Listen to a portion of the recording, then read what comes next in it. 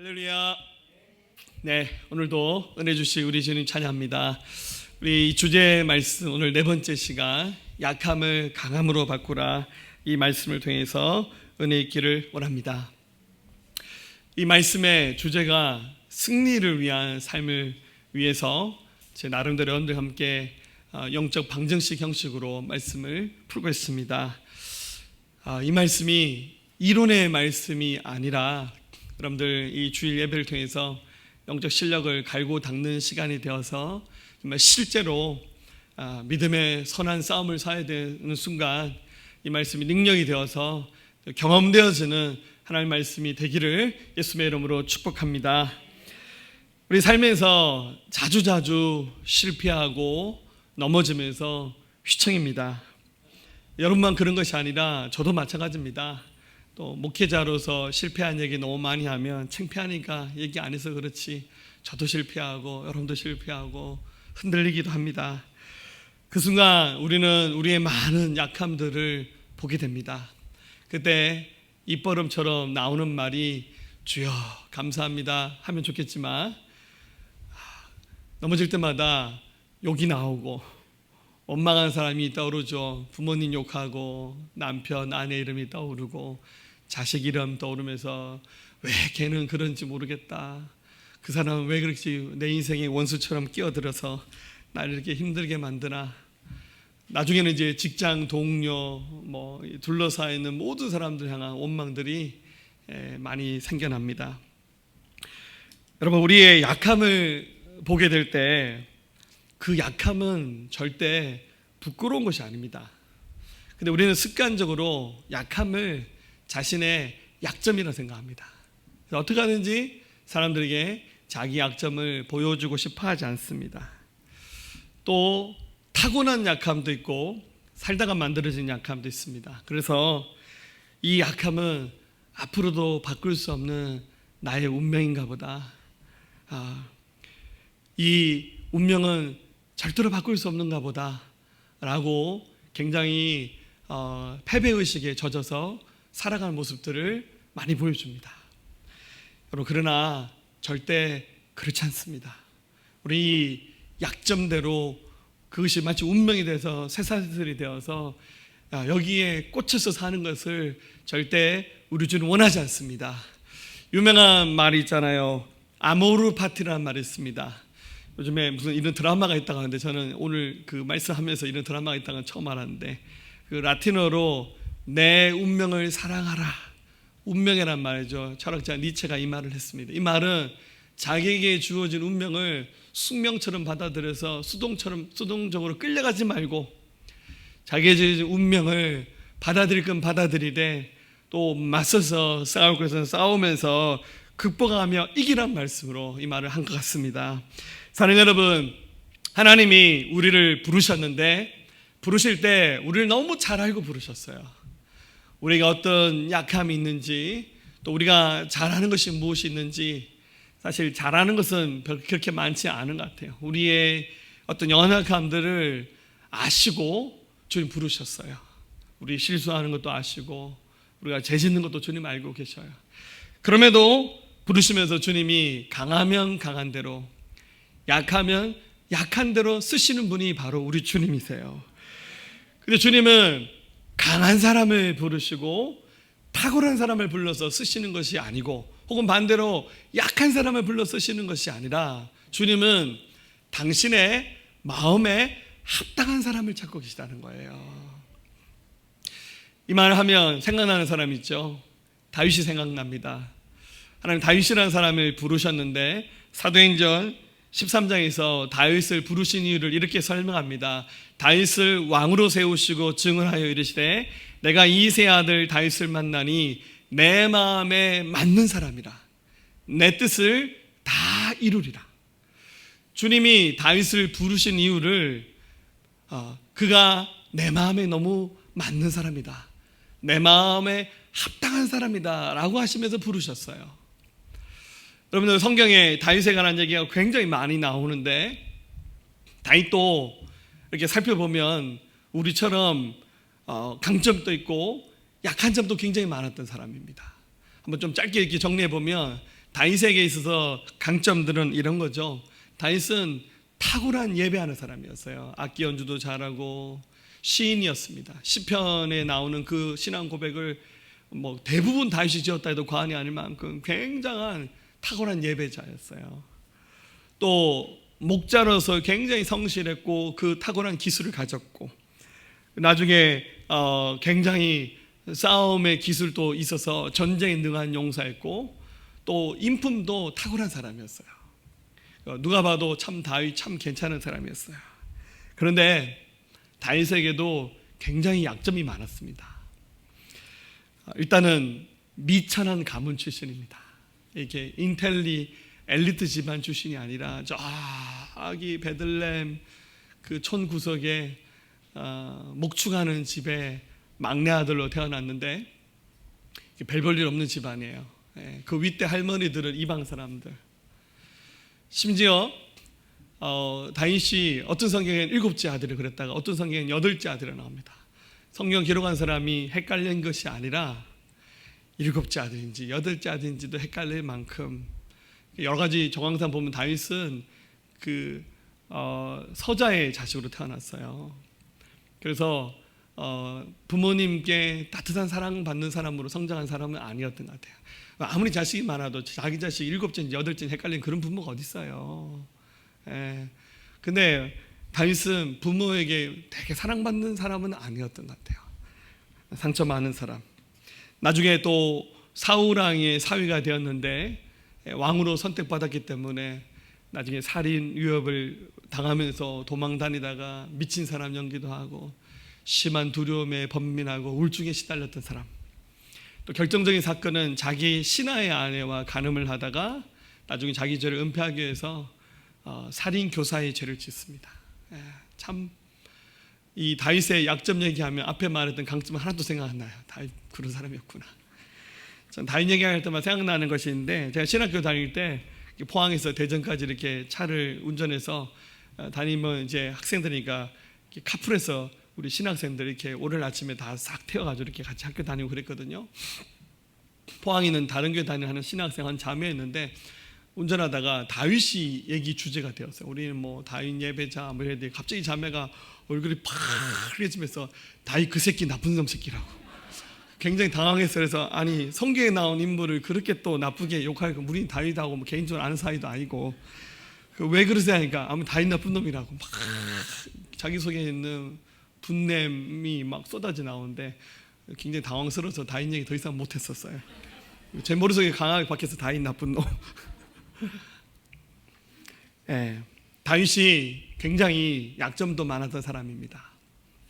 그런데 하나님이 다윗을 부르셨고 왕으로 삼으시면서 내 마음에 합한 사람이라 말씀하셨어요.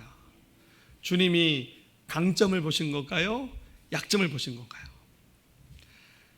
주님이 두 개 다 보지 않으셨어요. 다만 자신이 가지고 있는 약점을 탁월하게 다루는 믿음의 태도를 보신 거예요. 주님은 강한 사람, 탁월한 사람을 쓰시는 것이 아니라 비록 약한 부분이 있다 할지라도 이것을 믿음 안에서 얼마나 탁월하게 잘 이겨내고 승리하는 삶을 사는 그의 태도를 보고 계신 거예요. 사랑하는 여러분들, 우리는 우리가 가지고 있는 약함을 탁월하게 잘 다루어야 이 땅에서 승리의 삶을 살 수 있어요. 자꾸만 너무 이 시야가 자기 자신에게만 맞춰지다 보니까 세상에서 내가 제일 부족하고 내가 제일 약하고 막 내가 제일 저주받은 것 같고 내가 제일 상처 많은 것처럼 그렇게 여겨지는데 그렇지 않아요. 사람은 누구나 다 강점과 약점을 가지고 있는데 자신의 초점을 약점에다 모으지 않고 강점에다 모아야 되고, 그리고 그것을 통해서 하나님을 보기 시작할 때 여기서 역사가 시작되는 겁니다. 그러나 안타깝게도 너무 많은 사람들이 자신이 가지고 있는 그 약한 부분들 거기에 시선이 멈춰져 있어요. 여러분, 약한 부분에 시선이 멈춰져 있는 사람들은 대체 이렇게 살아가죠. 자기 그 약한 부분들이 대부분 이제 상처죠. 타고난 것도 있고 만들어진 것도 있지만 자기도 모르게 자꾸 자꾸 상처에 기대요. 그걸 왜 이렇게 잘 기억하는지 모르겠어요. 수첩에 적어놓고 마음에다가 적어놓습니다.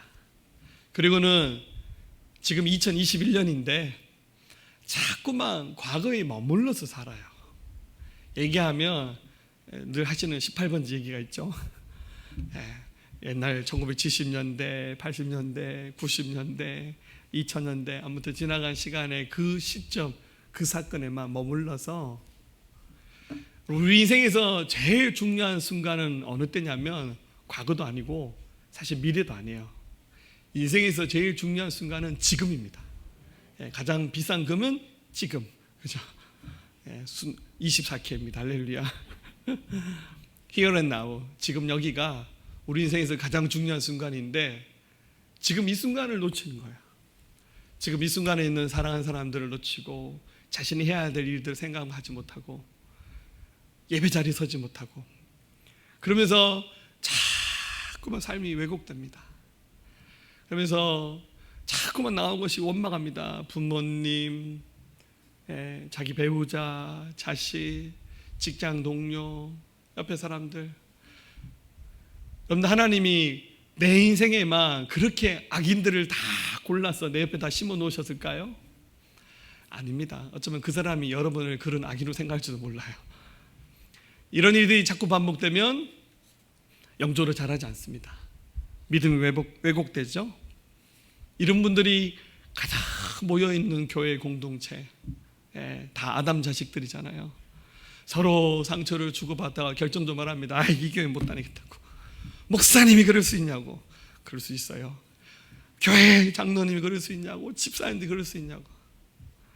그게 아니라 자꾸만 우리의 그 약한 부분의 시선이 멈춰져 있다 보면 이런 현상들이 나타나는 거예요.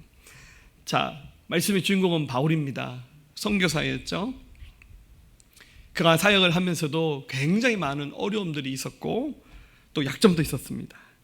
어느 순간 바울도 자신의 그 약점에 한계에 부딪히는 경험을 했습니다. 이제 그 얘기를 하기 위해서 오늘 고린도서 12장 얘기를 하는데 먼저 자신의 간증 이야기를 합니다. 1절부터 4절을 한번 다시 한번 읽어보면 무익하나마 내가 부득불 자랑하노니 주의 환상과 계시를 말하리라. 내가 그리스도 안에 있는 한 사람을 아노니 그는 14년 전에 셋째 하늘에 이끌려 간 자라. 그가 몸 안에 있었는지 몸 밖에 있었는지 나는 모르거니와 하나님은 아시니라. 내가 이런 사람을 아노니 그가 몸 안에 있었는지 몸 밖에 있었는지 나는 모르거니와 하나님은 아시니라.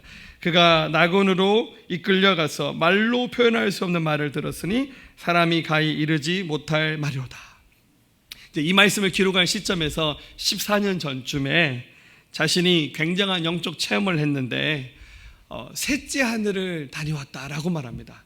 셋째 하늘이 어디입니까? 그러니까 유대인들의 생각 속에는 첫째 하늘, 둘째 하늘, 셋째 하늘인데 이 첫째 하늘은 우리가 생각하는 이 하늘을 말합니다. 이 대기층, 스카이를 말하고 둘째 하늘은 우주를 말하고 그리고 셋째 하늘을 천국이다 이렇게 표현합니다. 그러니까 영적으로 이 바울이 천국에 들어갔다 오는 특별한 경험을 했어요. 이 경험이 얼마나 황홀했던지 자기 영이 자기 몸 안에 있었는지 없었는지를 모를 만큼 그래서 내가 내 안에 있었는지 나도 모르겠다. 주님은 아시는 것 같다. 가서 거기서 주님을 만났어요. 여러분들 우리가 천국을 다녀오면 어떤 일이 일어날까요? 거기서 주님 만나고 주의 말씀을 듣고 그 천국의 아름다움에 그 영광을 보게 되면 너무너무 황홀한 경험이 될 거예요.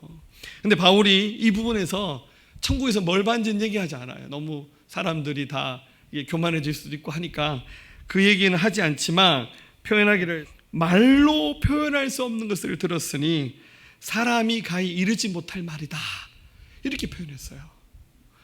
얼마나 그 환경이 좋았든지 내가 말로 표현할 수 없다고.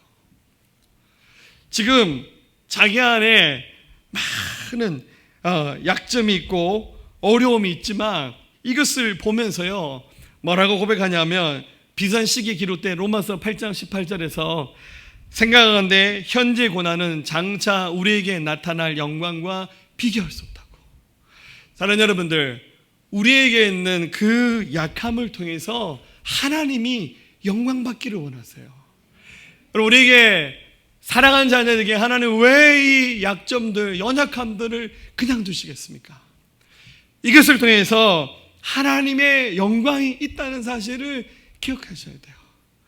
그럼 우리가 제대로 인생에 철드는 순간이 언제냐면, 강한 순간 인생에 철드는 것이 아니라 자기의 인생의 연약함, 그 약점을 보는 순간 우리가 성숙해지는 거예요. 아, 내가 약한 사람이구나.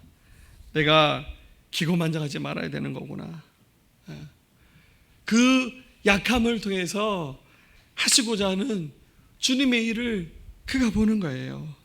그러나 그 연약함 그 자체에만 머물게만 두신다면 여러분, 그것은 절대 하나님의 영광이 될 수가 없어요. 그것을 극복하고 이길 때 축복이 될 수 있습니다. 여러분에게 연약함이 있는 것은 하나님이 이것을 통해서 영광 받기 원하시는 하나님의 섭리란 사실을 깨달으시고, 이것을 통해서 여러분들 하나님의 영광을 보시기를 주의 이름으로 축원합니다. 그 다음 우리는 이 연약함을 통해서 교만하지 않는 하나님의 은혜의 순간을 경험할 수 있어야 됩니다. 여러분, 약점이라는 거, 그것은 우리를 붙잡으시는 하나님의 막대기고, 우리의 삶을 붙잡으시는 하나님의 안전장치와 같은 역할을 하는 거예요. 여러분, 사람은 자만하면 잘 깨집니다. 그래서 주님이 교만하지 않도록 안전장치로 이 약점을 아시고도 그냥 두시는 거예요. 5절에 바울이 이렇게 말합니다. 내가 이런 사람을 위하여 자랑하겠으나 나를 위하여는 약한 것들 외에는 자랑하지 않겠다. 이런 사람이 누굽니까? 천국 갔다 온 사람이에요. 천국 갔다 와서 이렇게 자랑하면 아마 저희 교회 옆에다 현수막 걸고 김창호 목사 천국 다녀왔다, 할렐루야, 천국 순례 간증 집회, 하여튼 그러면 여러 사람이 올 수도 있겠죠. 자랑거리가 될 수 있겠죠. 그러나 바울은 내가 이런 사람을 자랑하지 않고 도리어 약한 것을 자랑하겠다고 말합니다. 여러분, 약한 걸 자랑한다니 이게 말이 됩니까? 여러분들, 사람들은 기본적으로 자기의 약점은 감추려고 합니다. 약한 것들은 잘 자랑하려고 하지 않아요. 그래서 밖에 나가서 막 자기 약한 얘기하면 집에 가서 얘기합니다. 쓸데없는 소리 왜 하냐고, 쪽팔리게. 그런 얘기 하지 말라고. 그냥 좀 멋있고 괜찮은 얘기만 하라고. 다 그렇게 말합니다. 그러나 우리 하나님의 사람들은 반대로 살아야 됩니다. 강점을 자랑하지 말고 약한 것을 자랑할 수 있어야 돼요. 왜냐하면 그 약함을 통해서 하나님이 역사하시고, 사실 알고 보면 그 약점 때문에 내가 강해질 수 있는 거예요. 하나님이 내가 교만하지 않기 위해서 그 약점을 주시는 거예요. 그래서 그 약점 안에는 하나님의 놀라우신 섭리가 있는 거예요. 바울이 고백합니다. 7절에 여러 계시 받은 것이 지극히 크므로 너무 자만하지 않게 하시려고 내 육체에 가시 곧 사단의 사자를 주셨으니 나를 쳐서 너무 자만하지 않게 하려 하시라고. 여러분들, 바울만큼 탁월한 사람이 어디 있습니까? 신약 성경 전체에. 여러분들, 선교사로서 수많은 교회를 세우고 기도하면 안전병 이렇게 세우고 죽은 자를 살렸던 능력의 하나님의 종이 바울이었잖아요. 근데 바울이 자기에게 연약한 질병이 있었는데, 바울이 이것을 내게 육체의 가시가 있다. 근데 이거는 사단의 사자다 말했습니다. 무슨 말입니까? 여러분들, 몸에 가시가 박혀 있는 것처럼 바울에게는 지병이 있었어요. 하나님이 그 질병 주신 게 아니라 사단이 그 질병을 줬는데 하나님이 다만 허락하신 거예요. 어떤 질병인지 병명을 밝히고 있지 않는데 굳이 얘기하지 않아도 보는 사람들은 다 알았던 마치 가족 신화와 같은 거예요. 그래서 굳이 내가 어디 아픕니다 말하지 않아도 바울을 아는 사람들은 다 알아요. 바울을 깊이 알지 않은 사람들은 쳐다보면서 어이구, 저것도 선교사라고 아마 이렇게 비난했을지도 몰라요. 여러 가지 설이 많습니다. 눈에 안질이 있었다, 백내장이 있었다, 심지어 간질이 있었다, 얼굴이 꼼보였다 하는 사람도 있어요. 아무튼 하여튼 뭔 질병인지 모르겠지만 바울에게는 치명적인 약점이 있었어요. 그거 보면서 기쁠 리는 없잖아요. 그래서 하나님 앞에 그 약점 때문에 얼마나 많이 기도했겠습니까? 하나님 도와달라고. 그 약점 때문에 더 기도하게 되고 더 하나님께 매달리게 되는 거예요. 이것을 통해서 바울이 끝까지 승리하는 선교사의 삶을 살 수 있었던 이유는 그 약점 때문에 하나님을 의지하는 거였거든요. 전 개인적으로 작년 이맘때입니다. 딱 8월 달입니다. 이렇게 뭐 하다가 우리 교회 형제들하고 운동하다가 빵 하고 공을 눈에 맞았어요. 운동할 때 제가 항상 보호한 안경을 잘 쓰는데 그때 잠깐 안경 벗었는데 그 찰나에 빵 맞았어요. 하늘에서 별이 번쩍번쩍 돌더라고요. 그래서 그냥 지나갔어요. 근데 그게 주일 저녁 시간이었는데 그러고는 제가 또 밤에 또 주일 저녁에 또 신방을 또 경주까지 갔어요. 갔던데 뭐 좀 이상하다는데 그 다음날 아침에 일어나니까 눈에 막 잿가루가 떠다니고 커튼이 젖은 것 같더라고. 아, 이거 문제가 있구나. 그래서 급히 안과를 갔어요. 갔더니 망막박리라 그러더라고요. 저도 원래 고도근시였기 때문에 근시인 사람들은 망막이 좀 얇습니다. 충격에서 망막이 3군데 찢어졌다 그러더라고요. 그래서 어떡합니까? 급히 레이저로 이렇게 망막을 막는 시술하는 수술을 받고, 그러고 난 다음에 돌아왔는데 눈에 그 망막이 박리되면서 핏줄이 터져서 눈 수정체 안에 유리체 안에 피가 고여 있어서 눈이 계속 떠다니는 거예요. 진짜 이 얼마나 불편한지. 눈에 재가 떠다니고 커튼처럼 실오라기가 비문증이라 그러죠. 계속 떠다니는데 제가 주시력이 왼눈이거든요. 제가 오른쪽 시력 좀 교정시력이 좀 잘 안 나오는데 왼쪽을 주로 사용하는데 왼쪽을 다쳤어요. 이게 계속 떠다니다가 가운데 딱 멈춰버려 안 보이는 거예요. 참 성도되게 말하기도 못하고 주일날 설교 원고도 잘 안 보이고 제일 힘든 게 운전이었어요. 밤 운전이 너무 힘든 거예요. 밤에 운전하다가 딱 멈춰버리면 잘 안 보이더라고요.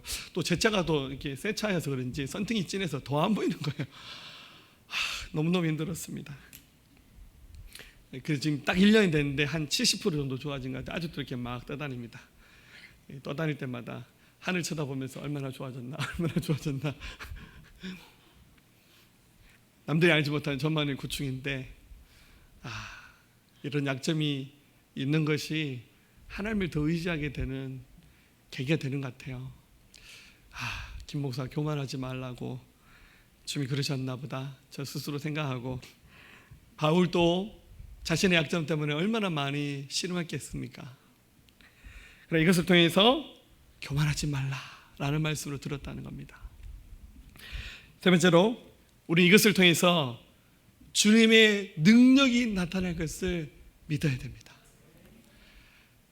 약함 그대로 남겨두면 그건 무슨 의미가 있습니까? 그 약함을 통해서 뭔가 주님이 하시려고 하는 일이 있잖아요. 자신의 약점을 통해서 나타나실 주님의 그 영광을 생각하면서 기도하면서 하나님 앞에 매달려 봐야죠.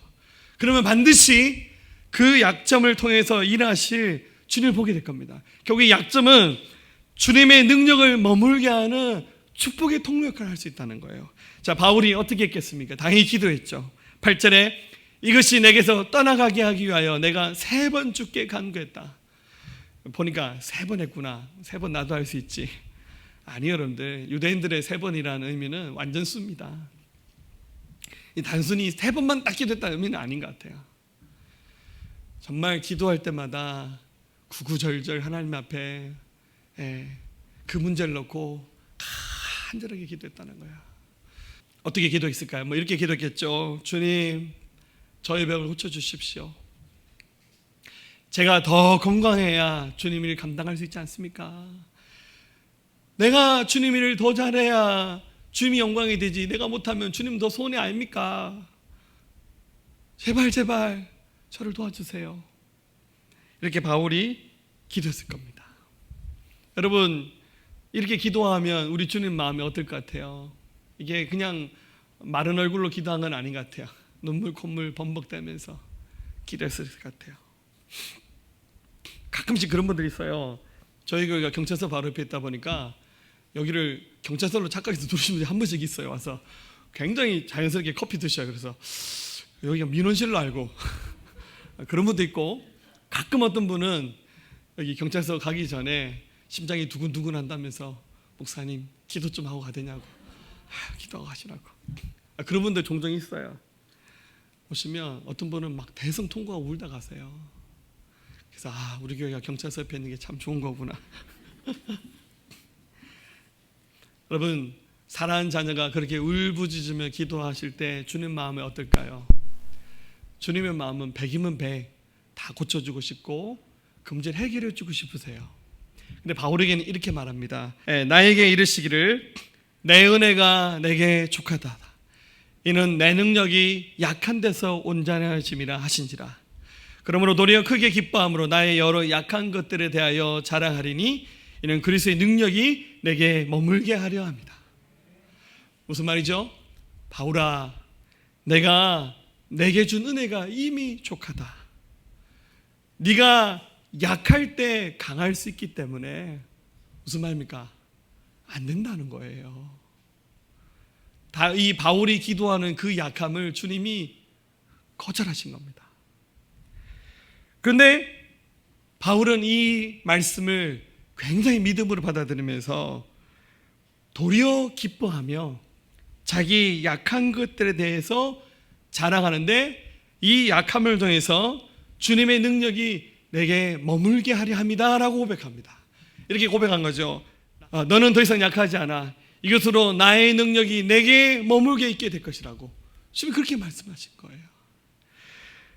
사랑하는 여러분, 그 약함이 있을 때 그 약함을 의지하고, 하나님을 의지하고 하나님을 바라보게 될 때 이것을 통해서 주님의 능력이 나타날 거예요. 그래서 바울처럼 주님이 하셨습니다, 모든 것이 하나님의 은혜입니다 라고 고백하는 그런 것들을 하나님 경험하게 하실 거예요. 그래서 여러분들, 그 약함이 있을 때 여러분들 포기하지 마시고 이것을 통해서 기도하세요. 하나님 말씀 받으세요. 이것이 주님 만나야 될 이유입니다. 통로예요. 섭리입니다. 여러분, 이게 절대 이론 아닙니다. 사랑하는 자녀들이 아프고 신음하고 연약함에 허각하는 것을 하나님 절대 기뻐하지 않아요. 다만 이것을 통해서 한번 주님을 제대로 한번 만나보셔야죠. 그래야 그 속에서 하나님의 섭리도 경험하고 하나님의 영광도 보고 이것을 통해 하나님의 기적을 볼 수 있는 거예요. 포기하고 원망하고 자꾸만 다른 사람을 비난하고 비판하고 미워하는 말을 쏟아내서는 여러분 절대 이것을 해결할 수가 없어요. 어떻게 됩니까? 결국 우리의 그 약함을 강함으로 바꿔야 됩니다. 약함의 문제를 강함으로 바꿔야 됩니다. 자, 바울이 이렇게 고백합니다. 10절에 그러므로 내가 그리스도를 위하여 약한 것들과 능력과 궁핍과 박해와 곤고를 기뻐하노니 이는 내가 약한 그때의 강함이라. 지금 바울이 뭐랍니까? 약하지만 자기가 강하게 되었다라고 고백합니다. 자, 여러분들, 바울의 질병이 나왔습니까? 안 나왔어요. 그의 그 핸디캡이 그대로 있어요. 자, 그가 말하자 능력 받는 거. 자, 바울이 기도했지만 세상 사람들, 안 믿는 사람들에게 핍박당하는 거, 또 궁핍한 거. 선교사니까 무슨 돈이 있어요? 그의 주머니는 여전히 빈 주머니예요. 환경이 하나도 안 달라졌어요. 그런데 바울이 말하기를 약한 그때에 내가 강함이라. 자신의 그 약함이 강함으로 바뀌었다고 그가 간증합니다. 어떻게 바뀌었습니까? 자, 달라진 건 하나도 없었지만 하나님이 이 바울에게 큰 은혜를 주셔서 그의 믿음의 태도, 세상을 바라보는 그의 눈, 자기 자신의 문제를 바라보는 그의 눈이 달라졌어요. 그래서 더 이상 약한 것이 약함으로 보이지 않고 그 연약함을 인해서 마음이 무너지지 않았어요. 얼마든지 신앙 안에서 이것을 강함으로 볼 수 있는 하나님의 은혜를 그가 누렸다는 거예요. 사랑하는 여러분들, 상처가 날 수 있잖아요. 우리가 어쩌다가 몸에 이렇게 상처가 났어요. 여기다 약을 바르죠. 그러고 난 다음에 거기다가 밴드를 붙입니다. 무슨 좋은 밴드도 있지만 저런 밴드 있잖아요. 붙이시면 여러분들 더 더디게 낫습니다. 힘들어도 상처가 난 데다가 기본적인 소독하시고 약만 바르고 난 다음에 그냥 노출하셔야 돼요. 공기의 저항을 받으면서 세균 감염이 돼도 우리 몸 안에 있는 치유하는 시스템이 작동하면 더 빨리 나을 수 있어요. 근데 저거를 감추면 더 덧나고 시간이 걸리는 거예요. 영적인 여러분들 그 약함을 감추지 마시고 드러내야 더 빨리 치료될 수 있고 회복될 수 있어요. 제가 신학교 다닐 때 저랑 나이가 똑같은 전도사 친구 한 명 있었어요. 처음 입학해서 이제 학기 초에 좀 친하게 지냈는데 어느 날 가만히 보니까 이 친구가 짧은 팔 옷을 안 입고 다니더라고요. 근데 가만히 보니까 이 친구가 한쪽 팔이 없었어요. 한쪽 팔에 의수를 하고 있었어요. 아마 사고로 다쳤던 것 같아요.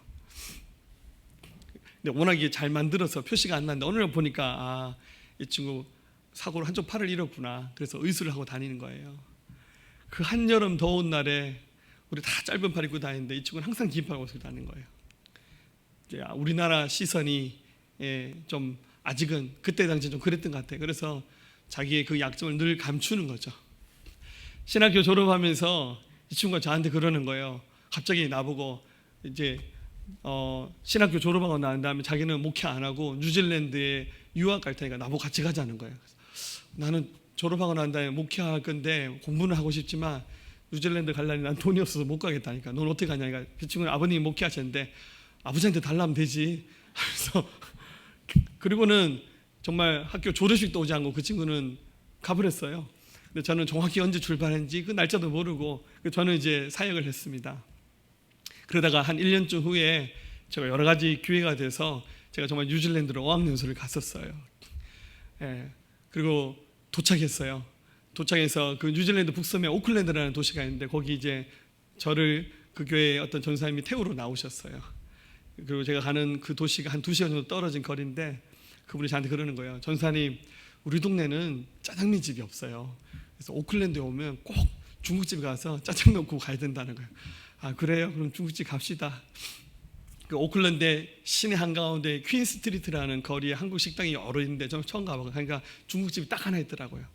딱 갔는데 세상에 그 친구 그 시간에 거기 짜장면 먹으러 온 거예요. 저는 그 친구가 뉴질랜드 갔는지도 정확히 모르고 어디 사는지도 모르고 전화번호도 모르는데 거기 있는 거예요. 참 우연치고는 제가 속으로 했죠. 야, 너는 누가 아버지 돈 받아서 왔지? 나는 우리 하나님 아버지 돈 받아서 왔다. 근데 깜짝 놀랐는 게 그 친구가 짧은 팔을 입고 의수를 던져버리고 좀 장애가 있는 몸이지만 그걸 다 들춰내고 다니더라고요. 딱 보는 순간 제가 그 생각이 들었어요. 지난 1년 동안 하나님께서 이 친구 만나 주셨구나. 자기의 약점도 얼마든지 노출할 수 있는 그런 은혜가 있었구나. 그 생각이 들었어요. 사랑하는 여러분들, 열심히 기도할 때 우리의 약점, 질병이든 가난이든 무엇이든 간에 이것들이 다 해결될 수도 있고 안 될 수도 있습니다. 해결되면 굉장한 주님의 축복입니다. 근데 바울 보세요. 대사도이고 선교사였고 심지어 기도에서 죽은 자를 살렸던 바울도 자기 질병을 위해서 기도할 때는 하나님이 고쳐주지 않으셨어요. 하나님 너무 야박하신가요? 아닙니다. 그것이 그에게는 가장 좋은 은혜였기 때문에 하나님 그냥 두신 거예요. 우리 교회 엄성교사님, 그죠? 우리 이제 선교지 갔습니다. 오늘 아침에 잘 도착했다고 문자 왔더라고요. 우리 그 아름자매, 우리 교회 먼저 나왔잖아요. 한동대 학생이었는데 우리 교회 딱 왔는데 보니까 몸이 굉장히 아프더라고요. 그래서 첫날 상담하면서 물어봤어요. 그랬더니 강직성 척추염이라고 불치병입니다. 그래서 학교 다니다가 휴학해서 한 2년 이상 병원에서 누워 있었대요. 그 2년 가까이 누워 있을 그 젊은 사람이 누워 있으면서 자기 말로는 내 힘으로 할 수 있는 것이 아무것도 없다는 사실을 자기가 깨달았다고 그러더라고요. 또 제가 또 그걸 보고 또 그냥 있을 수는 없잖아요. 아름아, 기도 한번 해보자. 목사님하고 일주일에 한 번씩 만나서 같이 기도해보자고. 또 그리고 금식해라고. 제가 금식 시켰는데 아름자매가 깡 있더라고. 제가 3일만 하라는데 학교 다니면서 5일 금식을 하는 거예요. 그래서 너 대단하다. 이게 기도를 하는데 그의 가정에 역사하는 많은 어둠의 권세들을 예수님의 이름 물리치는 기도를 같이 하면서 특히 질병에 대해서 기도를 했어요. 그랬더니 하나님이 말씀하시더라고요. 이거 고쳐주신다고. 근데 제가 그 말씀 받고 제가 안 믿어졌어. 진짜까? 불치병인데. 근데 기도하는데 하나님 나으셨다고 선포하시더라고요. 그래서 아름이한테 물었죠. 아름아, 네 지금부터 계속 테스트 해봐라. 나은지 안 나았는지. 이 강진성 척추염은 뛰지를 못합니다. 걸어만 다녀도 몸이 이렇게 자가 면역 질환이어서 이게 쓰러지는 거예요. 특히 저녁 시간만 되면 아무것도 못하고 쓰러졌대요, 자기가. 그러는 다음에 단기 선교 갔었거든요. 근데 이집트 갔을 거예요, 제 기억에는. 제가 계속 궁금했죠. 괜찮냐? 괜찮대요. 그래 돌아와서 여러분 아시죠? 우리 아름자매 찬양할 때 앞에서 막 뛰면서 찬양하는 거. 저는 속으로 제대로 쓰러지면 어떡하나? 나중에 병원 갔는데 의사가 완치 판정 내렸습니다. 할렐루야. 얼마 전에 의사가 그랬대요. 논문 쓰고 싶으니까 어떻게 나가냐 물어보세요. 금식했다고. 그거 말고 어떻게 하냐가 기도했다고. 할렐루야. 여러분 그러나 모든 병이 다 낫는 것은 아니에요, 여러분들. 그것은 하나님의 절대적인 주권 속에 있습니다. 다만 우리는 병이 있든지 나음을 입든지 간에 그 약함에만 꽂혀서 거기만 기대해서 삶이 왜곡되며 믿음도 자라지 않고 영적 선장도 멈춰지고 오히려 더 퇴행하는 거예요.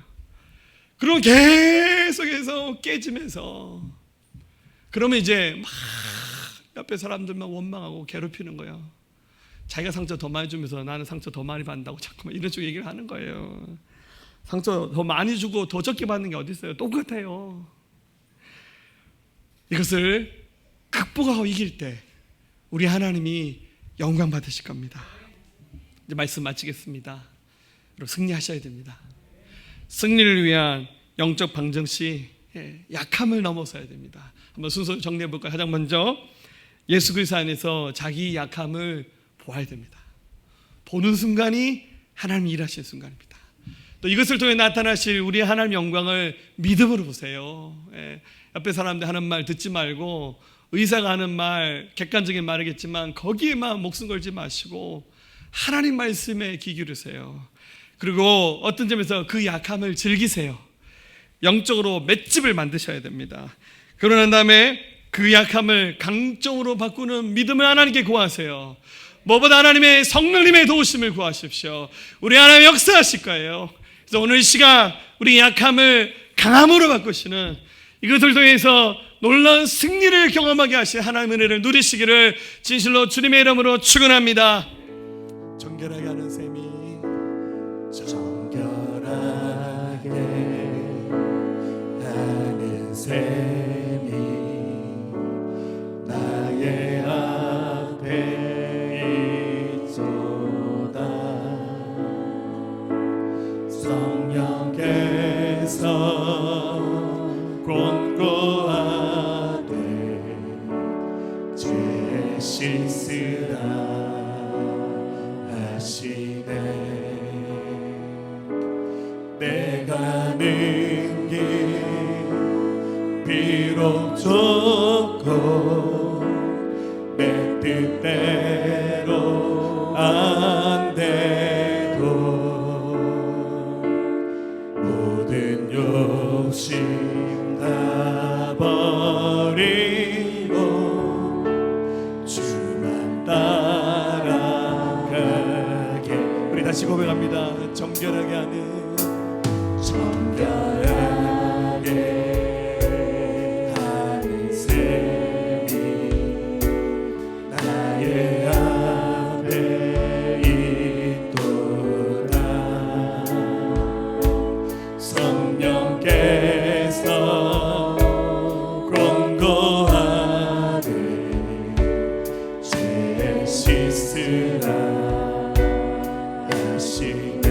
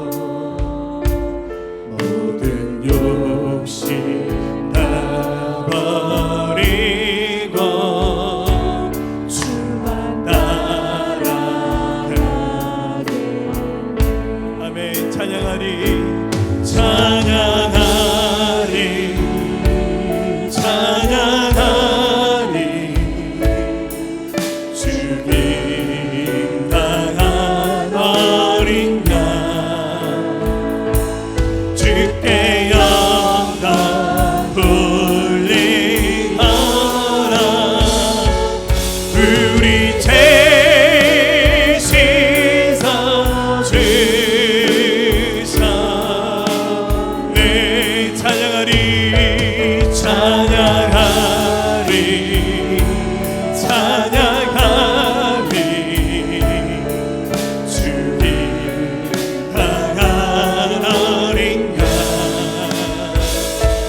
주께 영광 돌리하라 우리 죄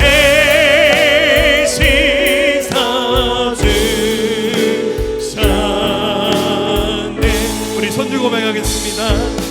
나의 마음 제가 위해 불길같이 타올라 영원토록 찬양하며 영원토록 찬양하며 주께 영광 돌리 아멘. 감사하신 주의 은혜 나를 영접하셨네.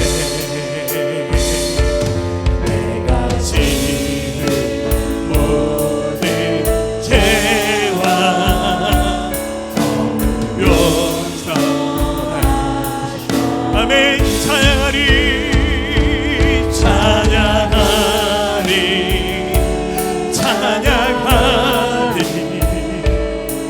주님 강한 어린 양 주께 영광 돌리하라 우리 죄 씻어주셨네.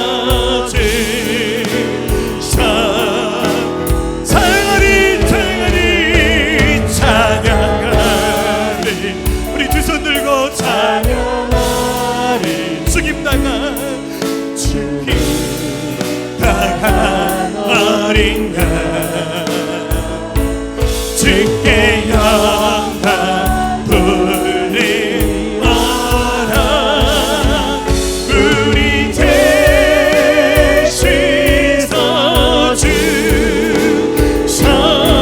씻어주셨네. 찬양하리 찬양하리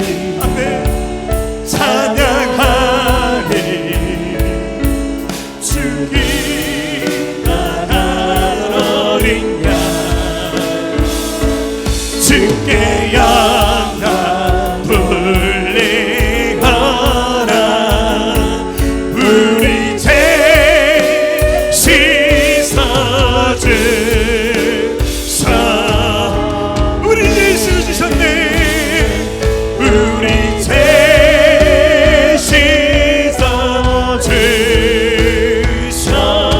씻어주셨네. 우리 죄 씻어주셨네. 우리 죄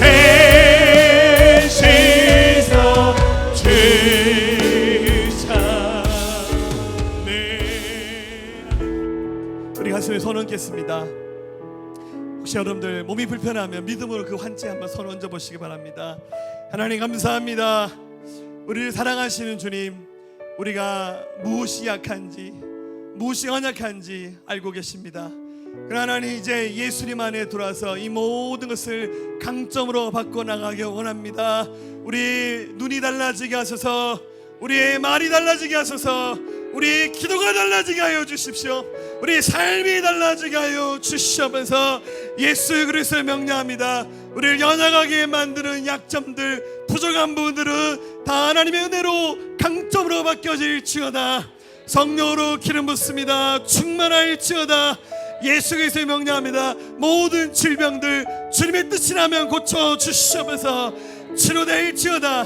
치료될지어다. 질병을 주는 더러운 영들은 주황될지어다. 성령의 권세로 깨트립니다. 성령의 검으로 깨트립니다. 치료되게 하여 주시옵소서. 하나님 날마다 감사함으로 믿음으로 살아가는 우리의 여정들 될 수 있도록 하나님 도우시고 함께하여 주시옵소서. 그렇게 역사해 주신 주님 찬양합니다. 감사합니다. 예수님의 귀하신 이름으로 함께 기도하였습니다. 아멘. 할렐루야.